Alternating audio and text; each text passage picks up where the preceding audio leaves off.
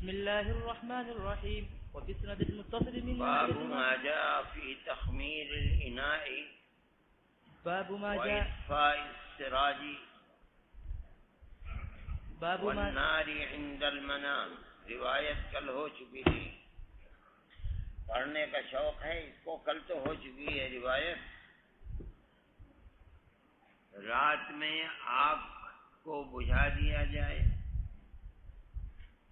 اگر چراغ جل رہا ہے تو اس کو بھی بجھایا جائے، برتن کے اندر پانی دودھ کھانا رکھا ہوا ہے تو اس کو ڈھانپ دیا جائے۔ یہ باب کے ترجمۃ الباب ہے۔ روایت کو کچھ جو لا رہے ہیں وہ اس سے کچھ زائد ہے۔ سب سے پہلا جملہ اغلق الباب، دروازوں کو بند کر دو، یہ پہلا جملہ ہے۔ دوسرا ہے وہ اطفاء الصباؤ کی السقا، وکا کہتے ہیں ڈوری کو جس سے مشکیزے کے منہ کو باندھا جاتا ہے تاکہ پانی نکلنے نہ پائے، باہر کی کوئی چیز اندر داخل نہ ہو پائے۔ اب آیا وَأَكْفِئُوا الْإِنَاءَ أَوْ قَالَ خَمِّرُوا الْإِنَاءَ، یہ وہی ہے جو تخمیر الاناء ترجمۃ الباب ہے۔ وَأَطْفِئُوا الْمِصْبَاحَ، یہ بھی باب میں آیا۔ کیوں؟ جو سب سے پہلا جملہ تھا اغلق الباب، اور یہ اغلاق سب چیزوں میں پایا جا رہا ہے۔ اغلاق اوکھیو السقا کے اندر بھی پایا جا رہا ہے، خمر الاناء کے اندر بھی پایا جا رہا ہے۔ تو فرماتے ہیں فإن الشیطان لا یفتح غلقا، شیطان بند کو کھول نہیں سکتا۔ فرماتے ہیں ولا یحل وکان، اور وکا کو کھول نہیں سکتا۔ ولا یکشف آنیۃ، جس کو تم نے ڈھکن سے ڈھانپ دیا ہے کھول نہیں سکتا۔ اب یہاں ایک چیز تھی وَأَطْفِئُوا الْمِصْبَاحَ، چراغ کو بھی بند کر دو، یہ اس کا جواب ہے۔ کیوں؟ فَإِنَّ الْفُوَيْسِقَةَ تُضْرِمُ عَلَى النَّاسِ بَيْتَهُمْ، فویسقہ چھوٹی سی فاسقہ مراد ہے چوہیا، خود تو اتنی چھوٹی سی ہے لیکن سارے گھر کو آگ لگا سکتی ہے۔ اگر بتی ایک طرف سے جل رہی ہے دوسری طرف سے ذرا باہر رہ گئی تو چونکہ چوہیا کو اس بتی کے ذریعے سے غذا ملتی ہے، جو گھی یا تیل جل رہا ہے اس کو وہ چوسنا کھانا چاہتی ہے، ہو سکتا ہے کہ وہ اس کو کھینچے، اور کھینچے تو ایک طرف آگ لگی ہوئی ہے دوسری طرف سے اگر کہیں کپڑوں پر لا کر کے اس نے ڈال دیا تو ہو سکتا ہے آگ لگا دے گھر بھر میں۔ تو حفظ ما تقدم کے طور پر فرماتے ہیں بجھا دو۔ اگر وہ پہنچ بھی گئی اور اس نے چوسنا بھی شروع کر دیا اور کھینچ بھی لیا اس کو تو کم از کم آگ نہیں ہے، آگ تو نہیں لگے گی۔ یہی کہو گے کہ بھائی نقصان ہو گیا، تیل گر گیا، لیکن آگ نہیں لگے گی۔ اب یہاں یہ سوال پیدا ہوتا ہے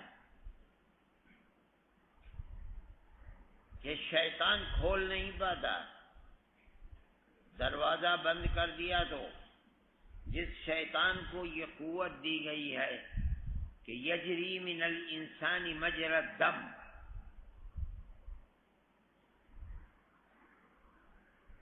الوسواس الخناس، جو قلب انسانی کے اندر چونچ ڈال کر بیٹھ جاتا ہے،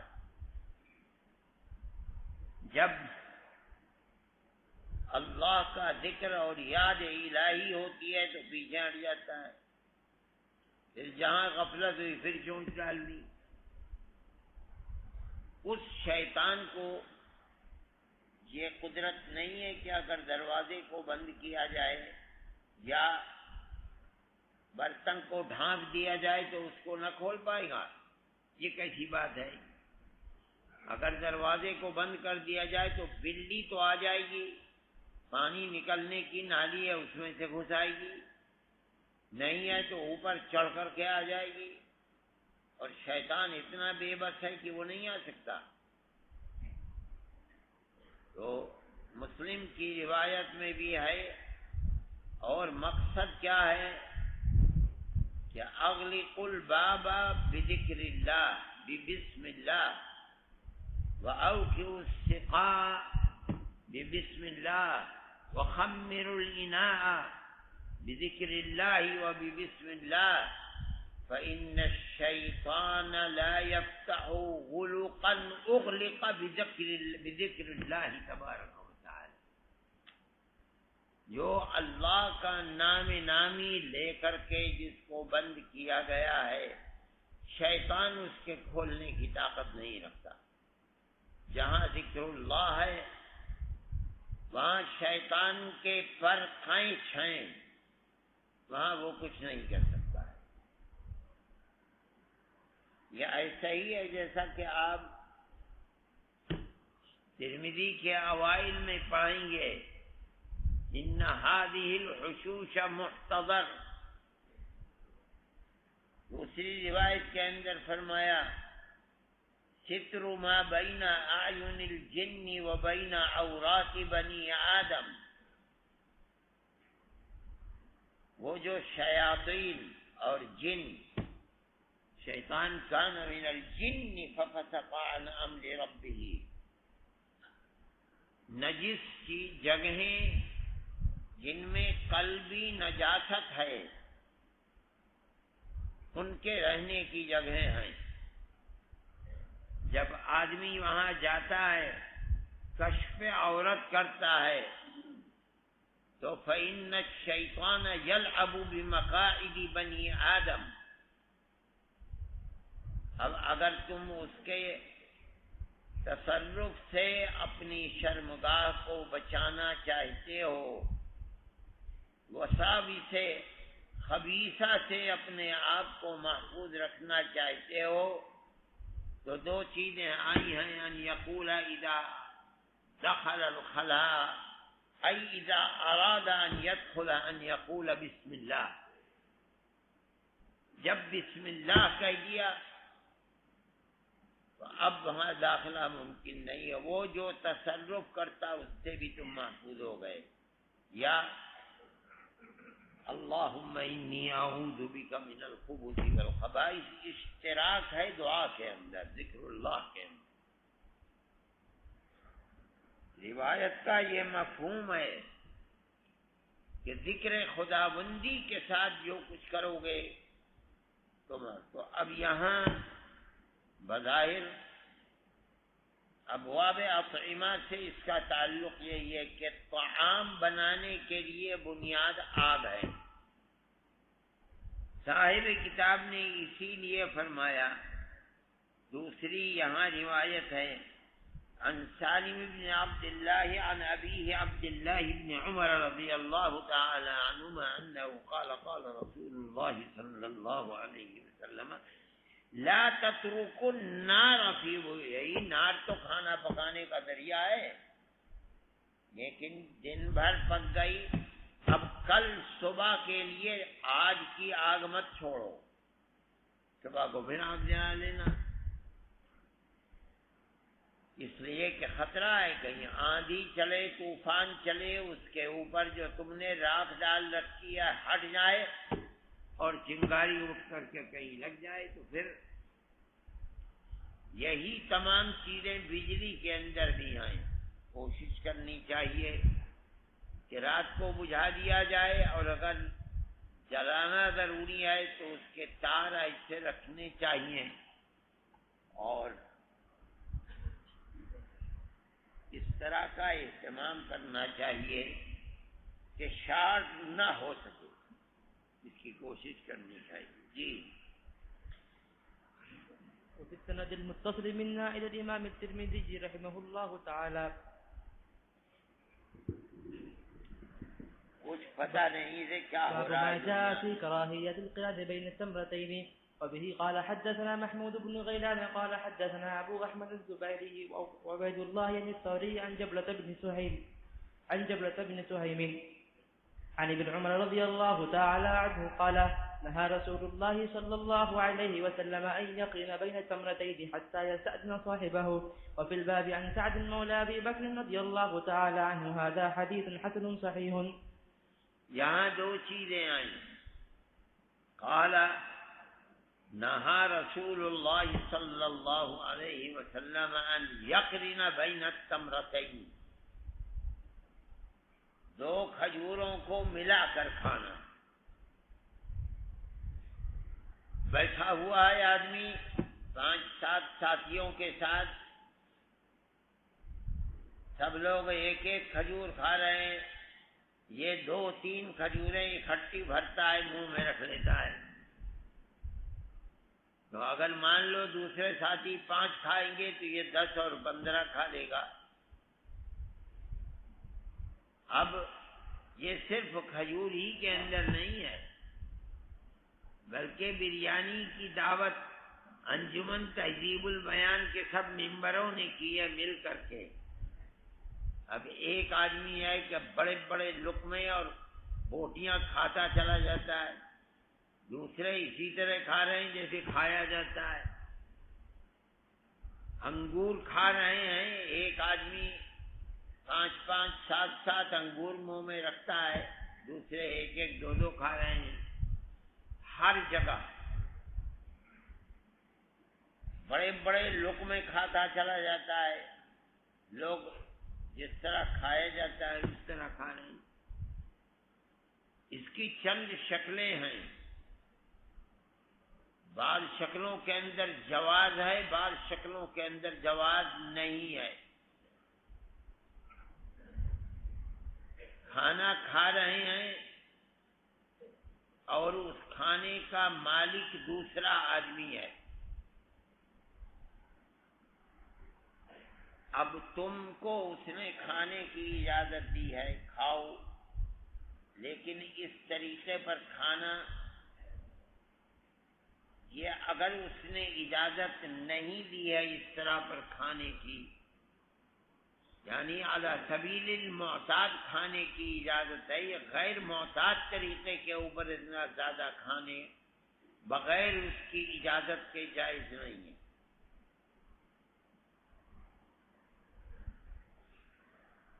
دوسری صورت یہ ہے کہ متاع مشترک ہے، جیسے کہا کہ سب نے چندہ دیا انجمن میں 10-10 روپئے،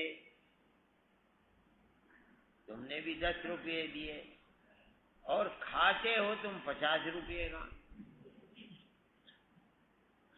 یہ بھی ناجائز اور حرام ہو جائے گا، الا یہ کہ سب نے اجازت دی بھائی جس کا جس طرح چاہے جتنا چاہے کھائے. ایک چیز یہ ہے کہ مالک وہ خود ہے، اس نے دوسروں کو بلایا ہے اور خود کھاتا چلا جا رہا ہے. اس طریقے پر وہ اس کا مال ہے، وہ کھا رہا ہے، دوسرے تصرف کا حق حاصل ہے. لیکن کراہت ضرور ہوگی، اس لیے کہ اس طریقے پر کھانا شریف اور حریص ہونے کی دلیل ہے. اور مومن کے لیے کوئی خراب طریقہ اور خراب مثال ناپسندیدہ ہے. حریص نہیں ہونا چاہیے. وہ افعال جو حرص کے اوپر دلالت کرتے ہیں وہ نامناسب ہے. اس لیے کراہت بہرحال ہے. پہلی 2 صورتوں کے اندر اگر بغیر اذن المالک ہے تو عدم جواز ہو جائے گا. محدثین حرام کہتے ہیں. آخری صورت کے اندر جبکہ مالک ہے خود تو اسے تصرف کا حق ہے، لیکن ناپسندیدگی اس بنیاد پر ہے کہ ایسا کرنا جو تصویر پیش کر رہا ہے وہ تصویر خراب ہے. چلیے. باب ما جاء في استحباب التمر. وبه قال حدثنا محمد بن سهل بن عسكر وعبد الله بن عبد الرحمن. یہاں سے ایک بات پتہ چلی روایت کے کلمات حتی یستأذن صاحبہ. 2 کھجوروں کو یکبارگی کھانا درست نہیں ہے یہاں تک کہ یستأذن صاحبہ. تو اس کا مطلب ہے کہ حدیث جس صورت کو پیش کر رہی ہے وہ صورت پہلی اور زیادہ سے زیادہ دوسری صورت کے. یہ مالک نہیں، یہ مالک دوسرا ہے. وہ اجازت دے گا تبھی درست، اگر وہ اجازت نہیں دے گا درست نہیں ہوگا. اب رہ گئی وہ چیز کہ وہ خود مالک ہے درست. جی. وبه قال حدثنا محمد بن سهل بن عسكر وعبد الله بن عبد الرحمن قال حدثنا يحيى بن حسان قال حدثنا سليمان بن بلال عن هشام بن عروة وعن أبيه عن عائشة رضي الله تعالى عنها عروة عن أبيه عن عائشة رضي الله تعالى عنها عن النبي صلى الله عليه وسلم قال بيت لا تمر فيه جياع أهله. وفي الباب عن سلمى امرأة أبي رافع. هذا حديث حسن غريب من هذا الوجه لا تعرفه من حديث هشام بن عروة إلا من هذا الوجه.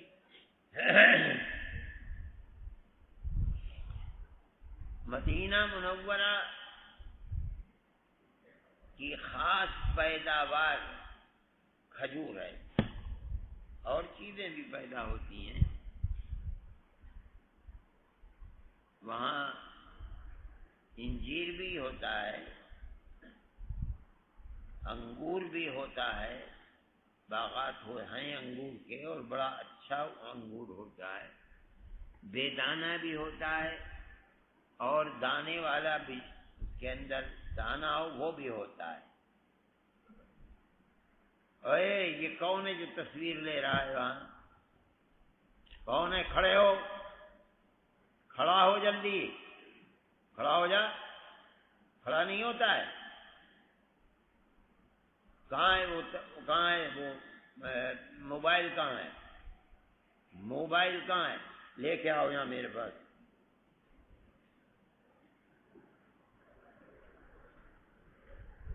ادھر سے آؤ بیچ میں سے ہوتے ہوئے.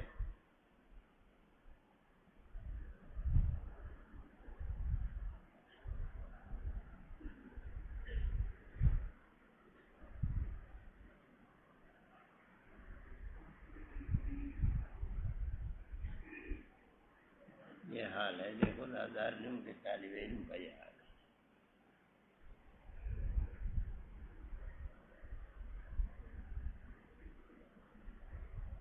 کون ہے یہ ترجمان؟ تم ہو؟ کیا ہو؟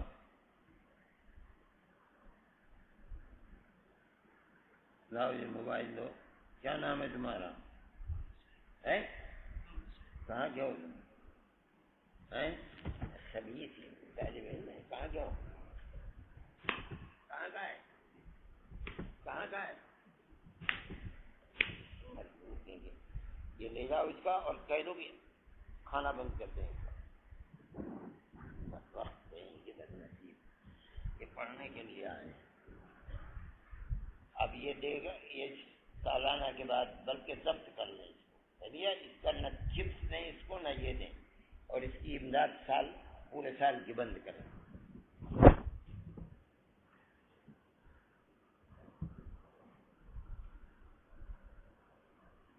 مدینہ منورہ کی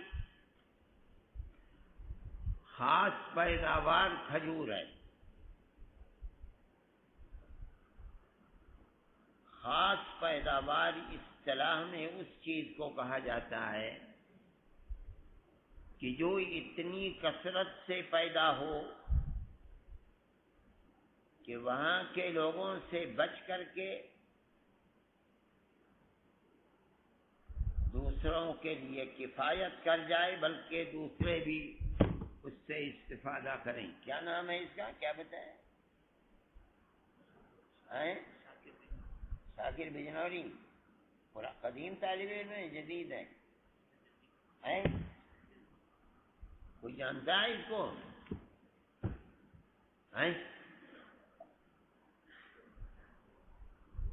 کوئی جانتا ہے اس کو؟ نہیں جانتا؟ اے کیا نام ہے تیرا؟ کھڑے ہو کے بتا، کیا نام ہے؟ کیا کہتا ہے؟ شناختی کارڈ ہے تمہارے پاس؟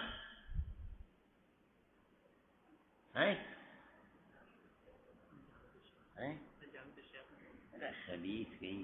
اس کے برابر میں کون ہے؟ تیرے برابر میں جو بیٹھا تھا وہ پہلے والا، وہ پیچھے بیٹھا ہوا ہے جو تیرے برابر میں تھا۔ اے تو آ یہاں، یہاں آؤ، ادھر آ، یہاں آ میرے پاس۔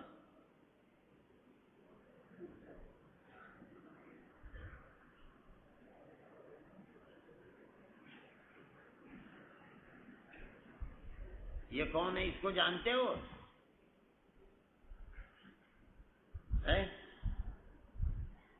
جانتا ہے اس کو؟ یہ جانتا ہے؟ ہاں، عبد الرحمن۔ عبد الرحمن؟ عبد الرحمن کون ہے؟ کہاں کا ہے؟ یہ نہیں معلوم، یہ نہیں معلوم۔ پڑھتا ہے یہاں؟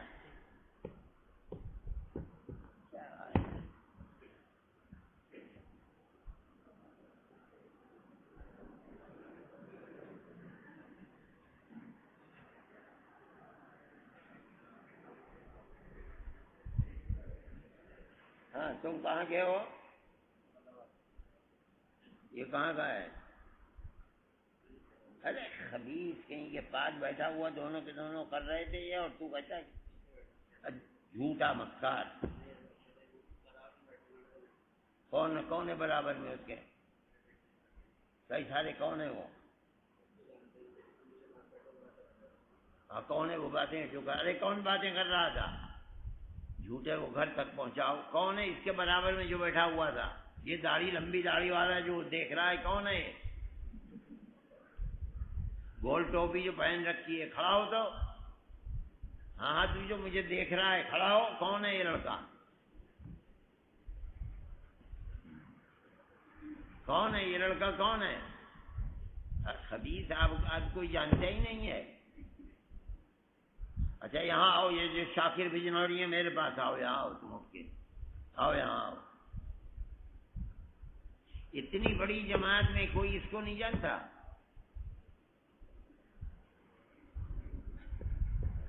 وَمَنْ يَكْتُمِ الشَّهَادَةَ فَإِنَّمَا إِثْمُهُ عَلَيْهِ۔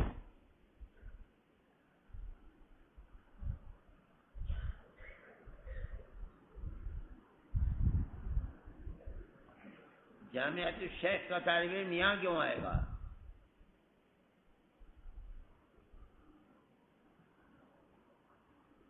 جامعۃ الشیخ کا طالب علم یہاں کیوں آئے گا؟ بھائی تم یہاں کیوں آئے؟ یہاں تمہاری جیب میں کیا ہے؟ دیکھو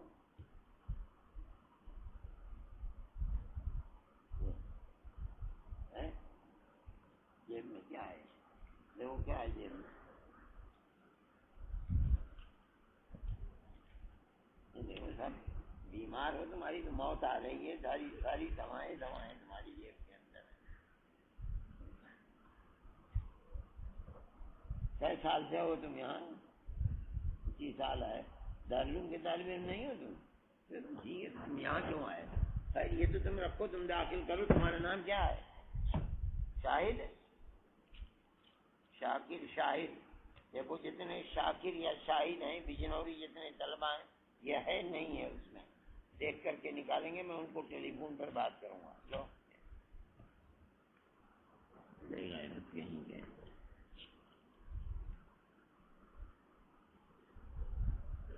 فرماتے ہیں بیت لا تمر فیہ جیاء اہلہ، جب مدینہ منورہ کی خاص پیداوار کھجور ہے تو جس انسان کے گھر میں کھجور نہیں ہے، کھجور بھی نہیں ہے، سمجھو کہ بس یہی فاقہ مستی کا شکار ہے۔ اگر کھجور ہے تو وہ اپنے آپ کو فاقہ مستی کا شکار نہ سمجھے، نہیں کھجور تو ہے، کھجور کھاؤ، پانی پی لو، پیٹ بھر گیا۔ اللہ نے اس کے اندر غذائیت بہت رکھی ہے، اس لیے فرمایا گیا ہے کہ لوگ اگر کسی کے گھر میں روٹی نہیں ہے، گیہوں کی روٹی نہیں ہے، جو کی روٹی نہیں ہے، تو وہ کہتا ہے کہ میں فاقے کا شکار ہوں۔ نہیں، کھجور ہے، ہاں کھجور تو ہر ایک کے گھر میں ہے، تو تم اپنے آپ کو فاقے کا شکار مت بتاؤ۔ تمہارے گھر میں کھجور ہے، انتہائی قوی ترین غذا پہنچانے والی چیز ہے، تم 2-4 کھجوریں کھاؤ، پانی پی لو، ختم۔ تو یہ فرمایا گیا کہ ہر شخص مدینہ منورہ کا غربت کا زمانہ ہے، نبی کریم علیہ الصلاۃ والسلام تشریف لائے تو فقر و تنگ دستی کا زمانہ تھا۔ آپ نے مدینہ منورہ میں آ کر کے ایسی پالیسی اختیار فرمائی کہ اللہ نے کچھ ہی دنوں کے بعد لوگوں کے دن بدل دیے اور لوگوں کے ہاتھوں کے اندر دولت و ثروت پہنچ گئی۔ یہ چیز کہ ذبح کرنے والا عید اضحیٰ میں ذبح کرتا ہے تو 3 دن سے زیادہ نہیں کھا سکتا۔ اب لوگوں کے پاس اونٹ ہوتے تھے، نہار کر لیا تو اتنے بڑے اونٹ کو 3 دن میں کیسے ہضم کر جائے گا؟ یقیناً تقسیم کرے گا۔ یہ وہ پالیسی تھی کہ جس سے لوگوں کے حالات بدل گئے۔ فرمایا جس شخص کا انتقال ہوا اگر وہ دولت اپنی اولاد کے لیے چھوڑ کر جاتا ہے تو حکومت کا کوئی حصہ نہیں، اور اگر نہیں چھوڑتا ہے اور بچے یتیم فقیر ہیں فَإِلَيَّ، ہم ان کی دستگیری کریں گے، ہم ان کی ضروریات کے متکفل۔ یہی پالیسی تھی جس نے ہر گھر کو راحت و سکون پہنچایا۔ تو یہ فقر و تنگ دستی کا زمانہ تھا۔ آپ فرماتے ہیں جس کے گھر میں کھجور ہے وہ اپنے آپ کو فقیر نہ سمجھے، کافی ہے اس کی زندگی گزارنے کے لیے۔ جی باب ما جاء في الحمل على الطعام إذا فرغ منه. وبه قال حدثنا هناد ومحمود بن غيلان قال حدثنا أبو أسامة عن زكريا بن أبي زايدة عن سعيد بن أبي بردة عن أنس بن مالك رضي الله تعالى عنه أن النبي صلى الله عليه وسلم قال إن الله لا يرضى عن العبد أن يأكل الأكلة أو يشرب الشربة فيحمده عليها. وفي الباب عن عقبة بن عامر وأبي سعيد وعائشة وأبي أيوب وأبي هريرة رضي الله تعالى عنهم. هذا حديث حسن وقد رواه غير واحد عن زكريا بن أبي زايدة نحوه ولا نعلمه إلا من حديث زكريا بن أبي زايدة. فرماتے ہیں کہ آدمی ایک مرتبہ کھانا کھائے اکلا مرتن، جیسے غدان او عشان او یشرب الشربت، ایک مرتبہ پانی پیے تو ایک کا ذکر ہے، ایک کا ذکر نہیں ہے۔ پہلے تو یہ کہ پیے کھائے بسم اللہ کہہ کے، اور کھانے پینے کے بعد الحمدللہ کہنے سے اللہ تعالی راضی ہوتا ہے، خوش ہوتا ہے۔ یہ دونوں عمل، پہلا عمل برکت کا سبب ہے، اور دوسرا عمل رزق خداوندی کی زیادتی کا سبب ہے۔ لئن شکرتم لأزیدنکم، تو گویا کہ جب کھانا شروع کرو تو اللہ کا نام لے کر شروع کرو، تو اس کا انجام یہ ہوگا کہ برکت ہوگی کھانے میں، کسی بھی طرح کی برکت، چاہے یہ کہ زیادہ ہو جائے، چاہے یہ کہ کفایت جتنے کو کرنا چاہیے تھا زیادہ کو کفایت کر جائے، یا جو غرض و غایت ہے کھانے کی اس کو متمم بن جائے اس کے کرنے کا، یہ ہے رجوع الی اللہ کی کیفیت۔ یہ سب چیزیں برکات کے اندر ہیں، اس لیے بسم اللہ سے برکت ہوگی، کھائے گا تو رجوع الی اللہ کی کیفیت ہوگی، اور اگر کرنے کے بعد غدا مکمل کرنے کے بعد یا عشاء یا پانی پینے کے بعد اگر حمد خدا بندی زبان پر لائے گا تو اللہ تعالی مزید عطا فرمائیں گے، خوش ہوں گے، اور خوش ہوتا ہے منعم تو نعمت کی فراوانی ہوتی ہے۔ جو دیتا ہے گالی دو گے اس کو تو نہیں دے گا، لینے والا سمجھتا ہے، پہلے اس کی تعریف کرتا ہے،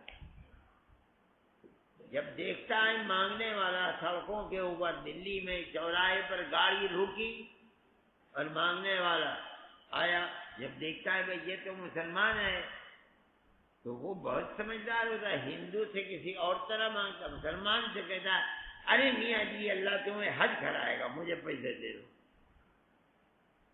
مطلب ہے وہ خوش کرنا چاہتا ہے، بغیر خوشی کے تھوڑے کوئی دے دے گا۔ تو یہاں آپ فرما رہے ہیں حمد خدا بندی اللہ کی رضا اور خوشی کا سبب ہے، اس کو خوش کرو گے، راضی رکھو گے تو وہ منعم حقیقی ہے، انعام میں زیادتی کرے، اس لیے اسے خوش کرو۔ جی باب ما جاء في الأكل مع المجذوم. وبه قال حدثنا أحمد بن سعيد الأشقر وإبراهيم بن يعقوب قال حدثنا يونس بن محمد قال حدثنا المفضل بن فضالة عن حبيب بن شهيد عن محمد بن المكندر عن جابر رضي الله تعالى عنه أن رسول الله صلى الله عليه وسلم أخذ بيد مجذوم فأدخله معه في القصعة ثم قال قل بسم الله ثقة بالله وتوكلا عليه. هذا حديث غريب لا نعرفه إلا من حديث يونس بن محمد عن المفضل بن فضالة، والمفضل بن فضالة هذا شيخ بصري، والمفضل بن فضالة شيخ آخر مصري أوثق من هذا وأشهر. وروى شعبة هذا الحديث عن حبيب بن شهيد عن ابن بريدة أن عمر رضي الله تعالى عنه أخذ بيد مجذوم، وحديث شعبة أشهر عندي وأصح. جذام کہا جاتا ہے آدمی کی انگلیوں کے سمٹنا شروع ہو جاتی ہیں، پھر اور آگے بڑھ کر کے ابتدا تو ہوتی ہے جھنجھناٹ، یہ کوہنی لگی کہیں اور جھن سے ہو گیا سب، یہ جذام کی ابتدا ہے، اور آگے بڑھتی ہے تو انگلیاں سکڑنے لگتی ہیں، اور بڑھ جاتا ہے تو انگلیاں گلنے لگتی ہیں، ان سے مادہ نکلنے لگتا ہے، کٹ کر کے انگلیاں چھوٹی چھوٹی ہو جاتی ہیں، تنفر ہوتا ہے ایسے مریض سے۔ آپ نے اخذ بیدی مجذوم کے ہاتھ کو پکڑا اور اپنے ہاتھ کے ساتھ اس کے ہاتھ کو اس پیالے میں جس میں کھانا تھا ڈال دیا، میں کل بسم اللہ۔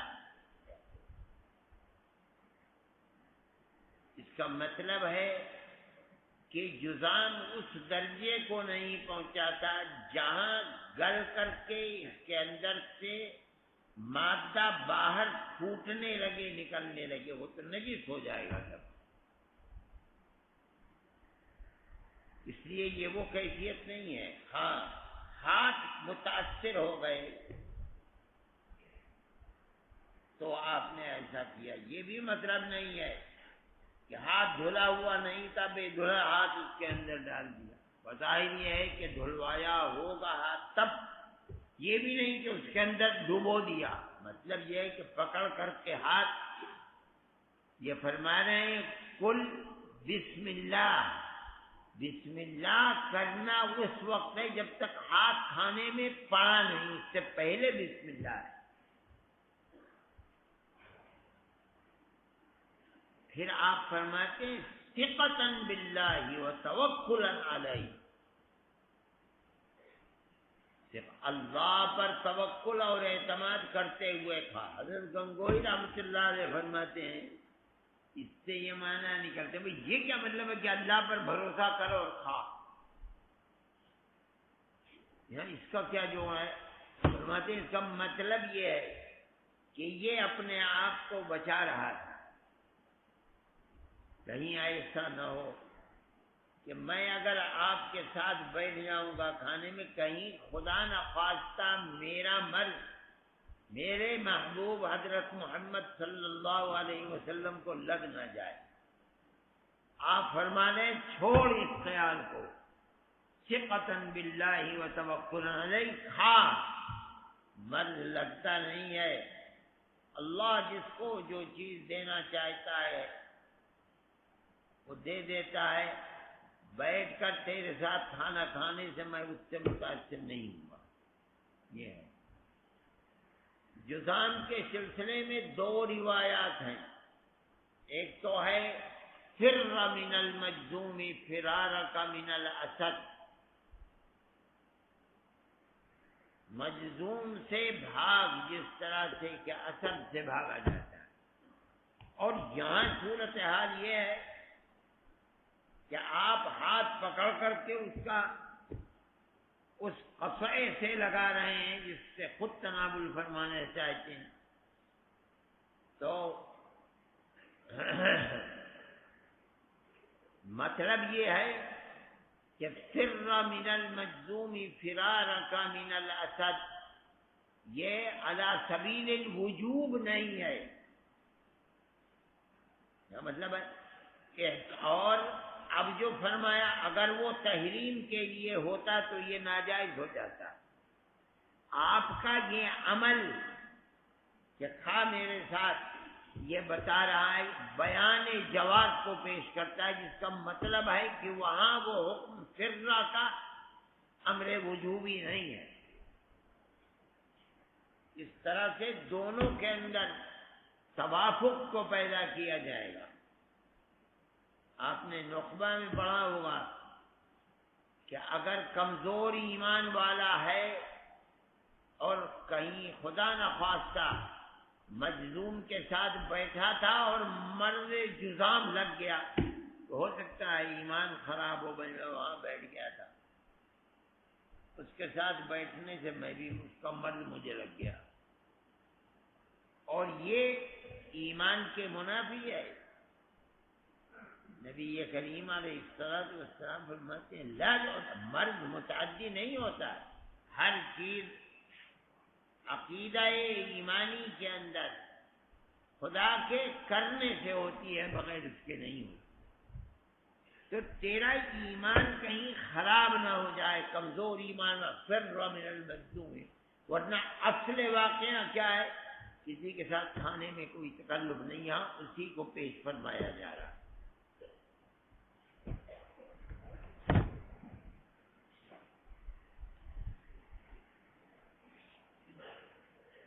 پروگرام کیوں نہیں ہوتا؟ لوگ سوال. پروگرام ہوگا کل کو 8 بجے میں پروگرام کروں گا یہیں اسی درسگاہ میں مجاہدین آزادی کے سلسلے میں.